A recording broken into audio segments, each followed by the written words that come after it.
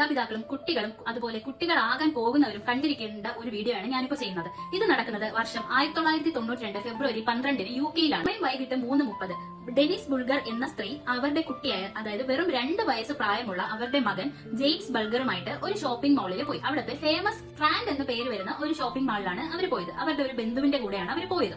ഓരോ കടകളിലും അവർ കയറി ഇറങ്ങി അവസാനം ഇറച്ചി വാങ്ങാനായിട്ട് ഒരു ഇറച്ചിക്കടയിൽ അവർ കയറിയിട്ട് പേഴ്സ്, അതായത് സാധനം വാങ്ങിയിട്ട് പൈസ കൊടുക്കാൻ പേഴ്സ് എടുത്ത സമയത്തിന് കുട്ടിയുടെ കൈ അവര് അറിയാതെ വിട്ടുപോയി. അതായത് നമ്മളാണെങ്കിലും ഇപ്പൊ സ്വാഭാവികം പൈസ എടുക്കാൻ വേണ്ടിയിട്ട് ഇങ്ങനെ എടുക്കുമ്പോൾ കുട്ടിയുടെ കയ്യിൽ നിന്ന് കൈ വിട്ടുപോയി. കൈ വിട്ട് കുഞ്ഞ് ശകലം ഒരു 2 സ്റ്റെപ്പ് ഫ്രണ്ടിലോട്ട് പോയി കടയുടെ ഫ്രണ്ടിൽ നിന്നു. അപ്പൊ അവര് പെട്ടെന്ന് ഇങ്ങനെ പൈസ കൊടുത്ത ശേഷമാണ് അവർ പെട്ടെന്ന് കുഞ്ഞിനെ നോക്കിയപ്പോൾ കുഞ്ഞിനെ കാണുന്നില്ല. അവരവിടെ എല്ലായിടത്തും അവരുടെ ബന്ധുവും അവരും കൂടി തിരക്കിയിട്ട് കുഞ്ഞിനെ കണ്ടുകിട്ടിയില്ല. എന്നിട്ട് എന്ത് ചെയ്തെന്ന് വെച്ച് കഴിഞ്ഞാൽ അവര് ഒരു 4:15 ആയപ്പോൾ സെക്യൂരിറ്റി ഓഫീസിൽ അറിയിച്ചു. അതായത് അവിടെ ഒരു ഫേമസ് ആയിട്ടുള്ള ഒരു മാളാണല്ലോ, അപ്പൊ സെക്യൂരിറ്റി ഓഫീസേഴ്സ് ഒക്കെ ഉണ്ടാവും. അപ്പോൾ സെക്യൂരിറ്റി ഓഫീസിൽ അറിയിച്ചു. സെക്യൂരിറ്റി ഓഫീസേഴ്സും എല്ലാം അവിടെ അന്വേഷിച്ചു. അവസാനം ആരൊക്കെ അന്വേഷിച്ചിട്ടും കുഞ്ഞിനെ കണ്ടുകിട്ടാത്തത് കാരണം അവർ പോലീസിൽ അറിയിച്ചു.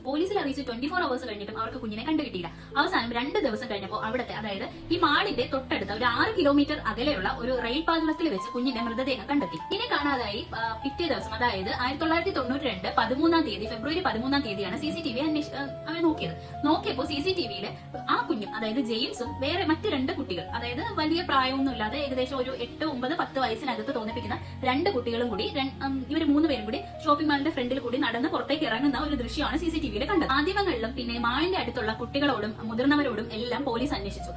ഇതിനെപ്പറ്റി ഒരുപാട് ന്യൂസുകളും ഒക്കെ വന്നിട്ടുണ്ടായിരുന്നു. കുഞ്ഞ് മരിച്ചപ്പോ കുഞ്ഞിന്റെ മൃതദേഹം കണ്ടെത്തിയത് ഒരു റെയിൽവേ ട്രാക്കിലാണെന്ന് ഞാൻ മുന്നേ പറഞ്ഞിട്ടുണ്ടായിരുന്നല്ലോ. അപ്പൊ കുഞ്ഞിന്റെ കണ്ണിന്റെ ഭാഗത്തായിട്ട് നീല നിറത്തിലുള്ള മഷി, കണ്ണിനകത്ത് നീല നിറത്തിലുള്ള മഷി, പിന്നെ വായ്ക്കകത്ത് ഒരുപാട് ബാറ്ററികൾ ഇങ്ങനെ കുത്തി നിറച്ച് ബാറ്ററികൾ നിറച്ചതായിട്ടും ആ ശരീരം കണ്ടെത്തി. ഒരു കുഞ്ഞിനോട്, അതായത് വെറും 2 വയസ്സ് മാത്രം ഉള്ള ഒരു കുഞ്ഞിനോട് ഇങ്ങനെ ചെയ്യണമെങ്കിൽ അത്രയും സൈക്കോപാത്ത് ആയിട്ടുള്ള ഒരാൾക്ക് മാത്രമേ അത് ചെയ്യാൻ സാധിക്കുള്ളൂ. വെറും 2 വയസ്സ് മാത്രം പ്രായമുള്ള ഒരു കുട്ടിയാണ്. പോരാത്തതിന് ആ കുട്ടിയുടെ അരക്കെട്ടിന് താഴോട്ട് വസ്ത്രങ്ങൾ ഉണ്ടായിരുന്നില്ല. അതായത് ആ കുട്ടി സെക്ഷലി അബ്യൂസ് ചെയ്യപ്പെടുകയും ചെയ്തിട്ടുണ്ടായിരുന്നു. തലയിൽ മാത്രം 42 മുറിവുകളാണ് തലയിൽ മാത്രമായിട്ടുണ്ടായിരുന്നത്. പോരാത്തതിന് ആ കുട്ടിയെ അടിക്കാൻ ഉപയോഗിച്ച അയൺ കമ്പി കുട്ടിയുടെ മൃതദേഹം കിടന്നതിന്റെ തൊട്ടപ്പുറത്ത് നിന്നായിട്ട് പോലീസ് കണ്ടെടുത്തിട്ടുണ്ടായിരുന്നു. ഇത്രയും ക്രൂരത മാത്രമല്ല ആ പൊടി കുഞ്ഞിനോട് ചെയ്തത്.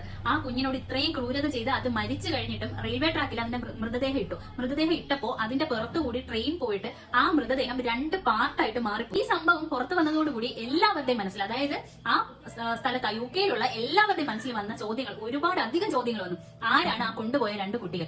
അവരാണോ ഇവനോട് അത് ചെയ്തത്? അവരാണ് ചെയ്തതെങ്കിൽ അവരെങ്ങനെ അത് ആ ഡെഡ് ബോഡി കൊണ്ടുവന്ന് റെയിൽവേ ട്രാക്കിൽ ഇട്ടു? എന്തായാലും അവർക്ക് ഡ്രൈവ് ചെയ്ത് കൊണ്ടുവന്നിട്ടാലല്ലേ ആ റെയിൽവേ ട്രാക്കിൽ ആ മൃതദേഹം എത്തുള്ളൂ. അപ്പം എങ്ങനെയാണ് ഇത് എത്തിയത് എന്നുള്ള എല്ലാ ചോദ്യങ്ങളും എല്ലാവരുടെ മനസ്സിൽ വന്നു. എങ്ങനെയായിരിക്കും ഇത് സംഭവിച്ചിട്ടുണ്ടാവുക എന്നുള്ളത്. പോലീസ് എല്ലാവരോടും ഇതിനെപ്പറ്റി ചോദിച്ചപ്പോൾ 38 പേരാണ് ഈ കുട്ടികളെ കണ്ടത്, അതായത് ഈ 3 കുട്ടികളെയും ഒരുമിച്ച് കണ്ടതായിട്ട് പറഞ്ഞത്. അപ്പോൾ അതിൽ ഒരാൾ പറഞ്ഞു, ഞാൻ ഇവരെ കണ്ടപ്പോ ആ ആ ചെറിയ കുട്ടിയുടെ തലയിൽ നിന്ന് ബ്ലഡ് വരുന്നുണ്ടായിരുന്നു.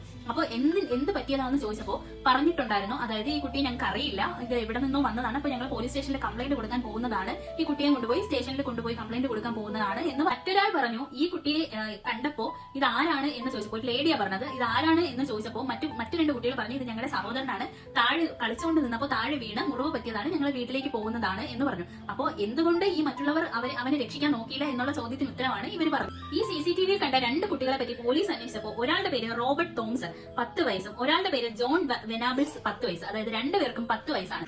അവരെ കുറിച്ച് അന്വേഷിച്ചപ്പോൾ പോലീസ് ക്യാഷ്വലായിട്ട് റോബർട്ടിന്റെ വീട്ടിൽ പോയി ഒന്ന് വെറുതെ, അതായത് ചിലപ്പോൾ കുട്ടികൾ കളിക്കാൻ വേണ്ടിയിട്ട് കൊണ്ടുപോയതായിരിക്കാം, കൊണ്ടുപോയിട്ട് കളിച്ച് കഴിഞ്ഞപ്പോൾ ഉപേക്ഷിച്ച്, അതായത് വഴിയിൽ ഉപേക്ഷിച്ചിട്ട് പോയതായിരിക്കാം. അങ്ങനെ ആ ഒരു രീതിക്ക് മാത്രം ചിന്തിച്ച് പോലീസ് റോബർട്ടിന്റെ വീട്ടില് അന്വേഷണം നടത്തിയപ്പോൾ റോബർട്ടിന്റെ ഷൂസിൽ നിന്ന് ഈ കുട്ടിയുടെ കണ്ണിലുണ്ടായിരുന്ന ആ ഒരു ബ്ലൂ കളർ ഇങ്ക് ഷൂസിൽ കണ്ടതായിട്ട് പോലീസ് പറഞ്ഞു. ഫോറൻസിക് ടെസ്റ്റിലും ഇവർ 2 പേരുടെയും ഫിംഗർ പ്രിന്റ് ഈ ട്രാക്കിനടുത്തായിട്ട് കണ്ടതായിട്ടും പറഞ്ഞു. അവരെ 2 പേരെയും കസ്റ്റഡിയിലെടുത്തു, 2 റൂമിലായിട്ട് ചോദ്യം ചെയ്തു. എന്തിനാണ്? മൊഴി വ്യത്യാസങ്ങൾ എന്തെങ്കിലും ഉണ്ടോ എന്ന് അറിയാൻ വേണ്ടിയിട്ട് 2 റൂമിലായിട്ട് ചോദ്യം ചെയ്തപ്പോൾ 2 പേരും ആദ്യം അങ്ങനെ ഞങ്ങൾക്ക് അറിയില്ല, അവനറിയില്ല അങ്ങനെയൊക്കെ പറഞ്ഞെങ്കിലും പിന്നീട് അവർ പറഞ്ഞു, ഞങ്ങൾക്കറിയാം, ഞങ്ങൾ അന്നത്തെ ദിവസം, അതായത് ആ 12-ാം തീയതി ഞങ്ങൾ സ്കൂള് കട്ട് ചെയ്ത് മാളിൽ വെറുതെ ഇങ്ങനെ കറങ്ങി നടക്കുമായിരുന്നു.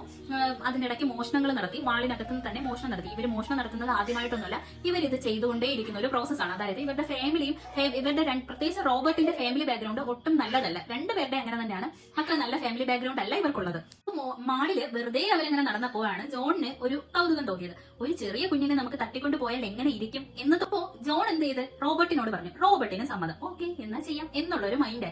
അങ്ങനെ അവര് ഈ കിഡ്നാപ്പ് നടക്കുന്നതിന് തൊട്ട് മുന്നേ, അതായത് ജെയിംസിനെ കിഡ്നാപ്പ് ചെയ്യുന്നതിന് തൊട്ട് മുന്നേ വേറൊരു കുട്ടിയാണ് കുട്ടിയാണ് ഇവരെ ടാർഗറ്റ് ചെയ്തത്. പക്ഷെ ആ കുട്ടിയുടെ അമ്മ കൂടെ ഉണ്ടായിരുന്നത് കാരണം ഇവർക്കൊന്നും ചെയ്യാൻ പറ്റിയില്ല.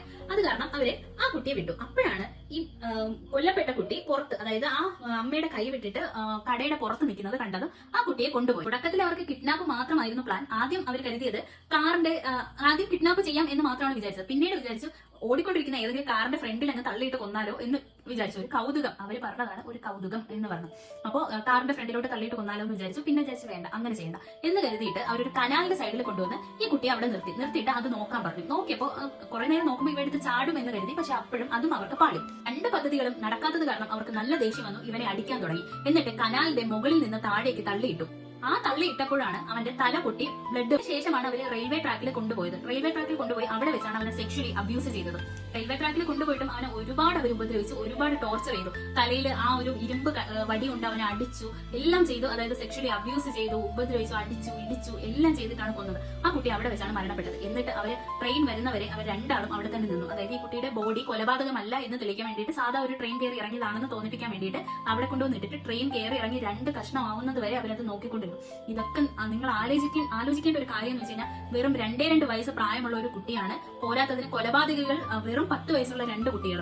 അപ്പോൾ ഇത്ര ചെറുതിലെ നടന്ന ഒരു കൊലപാതകത്തിന്, അതായത് ഇത്ര ചെറിയ പ്രായത്തിൽ സംഭവിച്ച ഒരു കാര്യമാണ് ഇപ്പൊ ഞാൻ പറഞ്ഞുകൊണ്ടിരിക്കുന്നത്. ഇനി ബ്രിട്ടീഷ് പോലീസ് ചോദിച്ചു, അതായത് ഈ 2 കുട്ടികളോട് ചോദിച്ചു, നിങ്ങൾ എന്തിനാണ് ഇതൊക്കെ ചെയ്തത് എന്ന് ചോദിച്ചപ്പോൾ അവർ പറഞ്ഞത്, ഞങ്ങൾക്ക് വെറുതെ അങ്ങനെ തോന്നി, ഞങ്ങൾ അങ്ങനെ ചെയ്തു എന്ന് മാത്രമാണ് അവരുടെ മറുപടി വന്നത്. അതെന്തിനങ്ങനെ ചെയ്തു എന്നുള്ള ചോദ്യത്തിന്, അതായത് അവർക്ക് ആ ഒരു പ്രായത്തിൽ അങ്ങനെ തോന്നി, അത് ചെയ്തു. പക്ഷെ ഇതിനേക്കാളും വലിയൊരു സംഭവം എന്ന് വെച്ച് കഴിഞ്ഞാൽ, ഇവരെ പോലീസ് പിടിച്ചു, കസ്റ്റഡിയിൽ എടുത്തു, കേസാക്കി. പക്ഷെ ഇവരെ ജയിലിലാക്കിയപ്പോൾ 2 പേരെയും 2 സെല്ലിലാണ് ആക്കിയതെങ്കിൽ പോലും ഇവർക്ക് ഏറ്റവും, അതായത് ബ്രിട്ടീഷ് ചരിത്രത്തിലെ ഏറ്റവും പ്രായം കുറഞ്ഞ കൊലപാതകികൾ എന്നുള്ള ഒരു പേരാണ് ഇവർക്ക് കിട്ടിയത്. അപ്പൊ ഇവർ 2 പേരെയും നല്ല രീതിക്കാണ് ബ്രിട്ടീഷ് ഗവൺമെന്റ് ട്രീറ്റ് ചെയ്തത്. അതായത് ഫുഡിന് ഫുഡ്, വസ്ത്രത്തിന് വസ്ത്രം, ലക്ഷറി ലൈഫ്, ഗെയിംസ് കളിക്കാൻ വേണ്ടിയിട്ട് വീഡിയോ ഗെയിംസ്, TV, അങ്ങനെയുള്ള എല്ലാ സൗകര്യങ്ങളും ഇവർക്ക് ജയിലിനകത്തുണ്ടായിരുന്നു. ഒരു പക്ഷേ അവർ പുറത്ത് മാതാപിതാക്കളെ കൂടെ ആയിരുന്നെങ്കിൽ പോലും അവർക്ക് ഇത്രയും സൗകര്യം കിട്ടത്തില്ല. അമ്മാതിരി സൗകര്യങ്ങളാണ് ഉണ്ടായിരുന്നത്. അതിനെതിരെ ഒരുപാട് രാഷ്ട്രീയക്കാരും ഒരുപാട് ജനങ്ങളും ഒരുപാട് സ്ട്രൈക്കൊക്കെ ചെയ്തു. പക്ഷെ ഒന്നും നടന്നിട്ടില്ല. ഇന്നും ഈ കുട്ടിയുടെ, മരിച്ച കുട്ടിയുടെ അച്ഛൻ ഇന്നും അതിനെതിരെ സ്ട്രൈക്ക് ചെയ്യുന്നുണ്ട്.